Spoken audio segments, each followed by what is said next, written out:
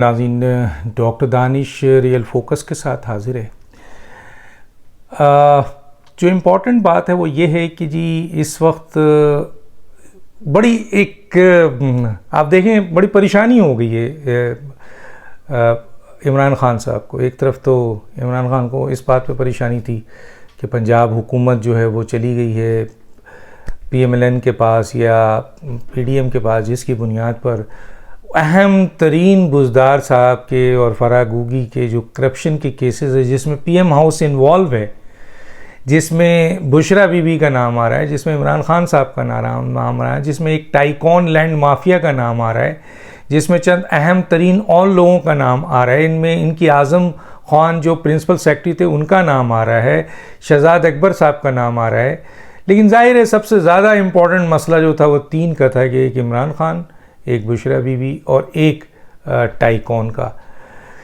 तो वो बहुत परेशानी थी, वो उन्होंने कामयाबी हासिल कर ली, किसी तरह भी की कामयाबी हासिल कर ली। उसमें किसने मदद की वो पूरी दुनिया को पता है कि एक जुडिशल कू हुआ जिसके ज़रिए इमरान ख़ान को पहले मदद किया गया जब एक फ़ैसला आया, और जब उस फैसले को ओबे किया डिप्टी स्पीकर ने तो उसको टर्न करके यू टर्न ले लिया गया। जिस तरह इमरान ख़ान यू टर्न लेते थे, फैसले ने भी यू टर्न ले लिया।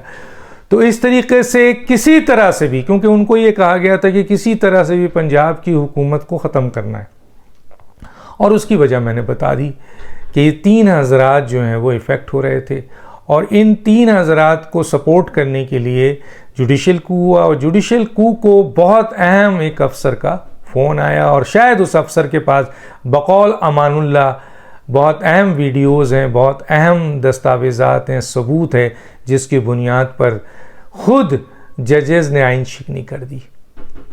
बहरहाल तो हम चलते हैं आगे, और उसमें अब जो पोजीशन आ रही है वो आ रही है वो 11 सीट जो कि हम बार बार कह रहे थे कि आखिर क्या वजूहात है कि जब 123 अरकान ने इस्तीफ़ा दे दिया है PTI के, तो फिर हुकूमत उनके इस्तीफ़े को एक्सेप्ट क्यों नहीं कर रही। वो तो बार बार चीख रहे हैं कि जी हमने इस्तीफ़ा दे दिया, हमने इस्तीफ़ा दे दिया है। तो अब जो ये स्पीकर थे वो उनका केस क्यों नहीं आगे बढ़ा रहे हैं। तो बहरहाल ये भी वक्त आ गया जब स्पीकर ने 11 मेंबर या 12 मेंबर के केसेस को एक्सेप्ट करके इलेक्शन कमीशन को भिजाया और डीनोटिफाई करवा दिया। तो अब खलबली मच गई इमरान ख़ान साहब में और उनके रफ़ीक़ा में कि ये क्या हो रहा है। अब उन्होंने चीखना शुरू कर दिया। कुछ लोगों ने कहा कि हम इसके अगेंस्ट सुप्रीम कोर्ट जाएंगे। भाई सुप्रीम कोर्ट क्यों जाएंगे आप? आपने तो खुद इस्तीफ़ा दे दिया है। आपने तो असम्बली के फ्लोर में कहा था कि हम इस्तीफ़ा देते हैं, हम लानत भेजते हैं कि ऐसी असम्बली को। अच्छा, अजीब बात है, इस असम्बली पे लानत भी भेजते हैं, इस असम्बली में बैठना गुनाह समझते हैं, और इस असम्बली के अगेंस्ट जब इलेक्शन हो रहा है ज़मनी, उसमें जाने की बात भी करते हैं। मसलन कहाँ खड़े हैं ये? तो अभी जो 245 था इसमें इनके नुमाइंदे थे। अगर 245 में वो जीत जाता तो फिर असम्बली में जाता, और असम्बली में बेचारा इतनी मेहनत करके जब पैसे लगा कर जीत के अगर पार्लियामेंट में जाता तो फिर वो भी 123 की तरह इस्तीफ़ा दे के बाहर आ जाता। मतलब क्या ये बचकाना हरकतें हैं, ये नाअहल लोगों का काम है। बहरहाल उसके बाद जो है वो अब 11 का आगे हमने सुना है कि मज़ीद 12 या 15 जो है वो और एक्सेप्ट किए जा रहे हैं और भेज रहे हैं, और उसमें ज़ाहिर है फवाद चौधरी भी हैं, इमरान ख़ान भी हैं, कुछ और अहम तरीन लोग भी हैं। तो अब 11 सीटों पे ज़िमनी इलेक्शन होना है। अब ज़िमनी इलेक्शन होगा 11 सीटों पे, तो वही सवाल मेरा आएगा इनके ऊपर। और अभी PTI कह रही है कि जी इमरान ख़ान फाइनल फैसला करेंगे।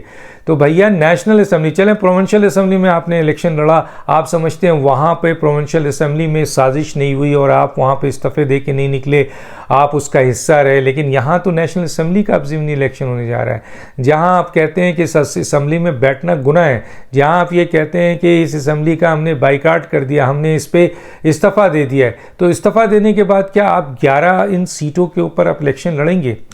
और चलें अभी थोड़ी देर के लिए भूल जाते हैं कि कौन जीतेगा कौन हारेगा।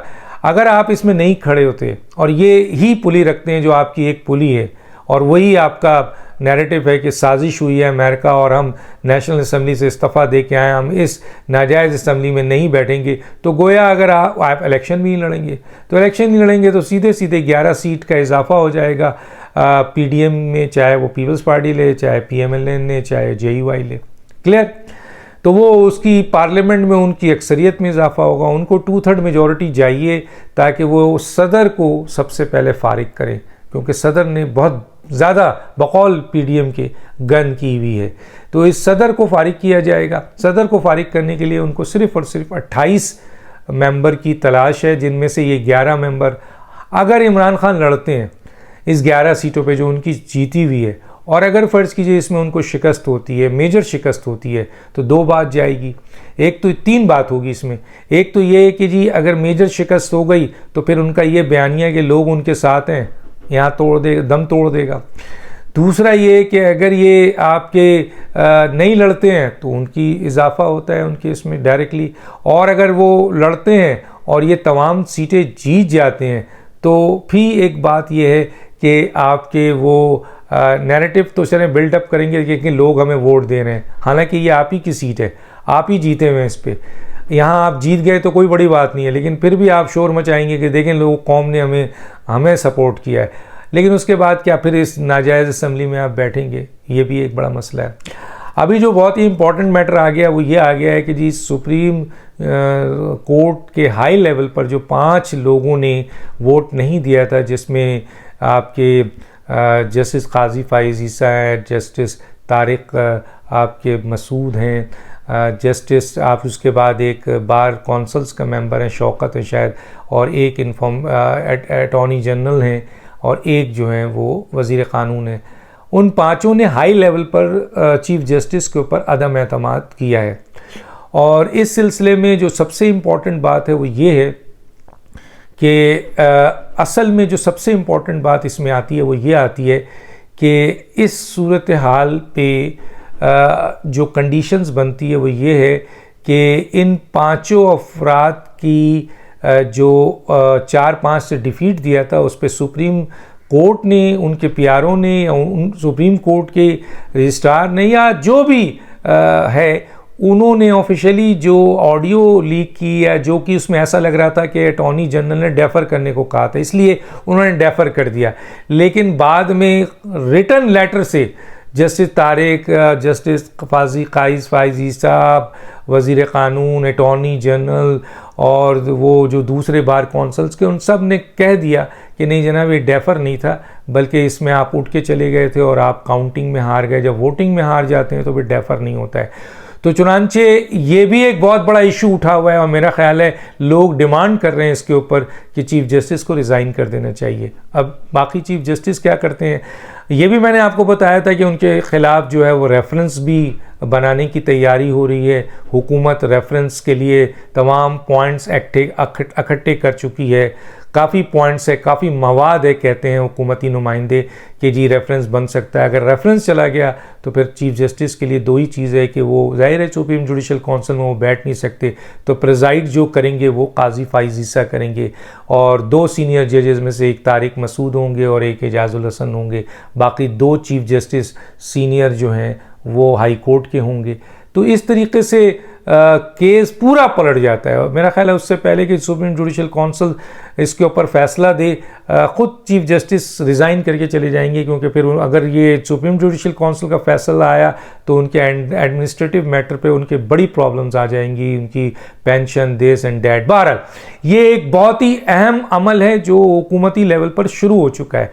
कब ये रेफरेंस सामने आता है, ये भी सुनने में आ रहा है कि अटॉर्नी जनरल ऑफ पाकिस्तान जो हैं औश जो हैं जनाब, वो बीमारी सेहत की वजह से काम नहीं कर पा रहे हैं। चुनांचे सुना ये है कि इरफान कादिर को हुकूमत ला रही है। पहले भी इरफान कादिर का नाम था, लेकिन एक वज़ीर की पर्सनल इंटरेस्ट के ऊपर, ज़ोर के ऊपर उनका नाम बदल कर मौजूदा अटॉर्नी जनरल को लाया गया था, लेकिन अब वो नहीं कहा। और इरफान कादिर ने जिस तरीके से डिप्टी स्पीकर के केस को हैंडल किया और जिस तरीके से इन किस्म के जजेस को, जिसके बारे में पूरी bar association, bar council, civil society, opposition सब एक पेज पे हैं कि इन्होंने जो है अनकॉन्स्टिट्यूशनल काम किया और इनका बिहेवियर जो है वो पीटीआई के वर्करों की तरह है। चुनांचे इरफान कादिर ने वाहिद एक आपके वहाँ वकील थे जिन्होंने कानून और आइन को सामने रखते हुए बग़ैर किसी खौफ के इस पूरी बेंच का मुकाबला किया। तो एक बहुत बहादुर, और ये आज नहीं है, इनका ये माजी गवाह है कि इरफान कादिर इन किसी से डरते नहीं हैं। वो हमेशा सच और हक कहते हैं, चाहे कोई माने या ना माने। चुनांचे सुना है कि इरफान कादिर को अटॉर्नी जनरल पाकिस्तान के लिए फ़ाइनल कर दिया गया है। एक बहुत खुश आइन फ़ैसला है, बहुत खुश आइन फ़ैसला है हुकूमत के लिए भी, और मौजूदा सूरत हाल में तो इरफान कादिर से अच्छा अटॉर्नी जनरल पाकिस्तान मौजूदा हुकूमत को मिलना नामुमकिन है। तो ये सूरत हाल भी सामने आ चुकी है। और जैसे मैंने कहा कि पंजाब हुकूमत एक उसकी मार है। इमरान खान साहब फॉरेन फंडिंग केस पंजाब से तो बच गए, लेकिन अब उनके पास ये है कि जी उनके ख़िलाफ़ जो आइनी पटिशन बनाई जा रही है, फेडरल गवर्नमेंट इनिशिएट करने जा रही है। इसी तरीके से आपके ये रेफरेंस पे चीफ जस्टिस अगर जाते हैं तो इनका वाहिद सहारा ख़त्म हो जाता है, क्योंकि उसके बाद जो चीफ जस्टिस आएंगे वो जस्टिस काजी फाइज़ ईसा हैं, जो कानून और आइन पे चलते हैं। वो किसी के धौंस और धमकी और लालच और किसी के गालम गलोच से वो मरूब नहीं होते हैं। इसके अलावा इमरान खान ने अटैक किया हुआ है फॉरेन फंडिंग के हवाले से चीफ इलेक्शन कमिश्नर पे, और चीफ इलेक्शन कमिश्नर पे वो मुसलसल प्रेशर कर रहे हैं। सुना है वो जुडिशल काउंसिल्स में ले के भी जा रहे हैं, लेकिन जो हमारे ज़रा हैं वो ये कहते हैं कि आपके चीफ इलेक्शन कमिश्नर का कहना है कि मैं आइन और क़ानून के मुताबिक फ़ैसला दूंगा। मैं ये नहीं देखता कि इमरान खड़े हैं या आपके शहबाज शरीफ खड़े हैं, नवाज़ शरीफ खड़े हैं। फ़ैसला मेरिट पे आएगा, और उस फैसले को जब मेरिट पे आएगा उसको वो जहाँ चाहें चैलेंज करें। हम वो फ़ैसला करेंगे जो फ़ैसला आइन और क़ानून के मुताबिक होगा। तो ये भी इमरान खान के लिए बहुत बड़ा चैलेंज है।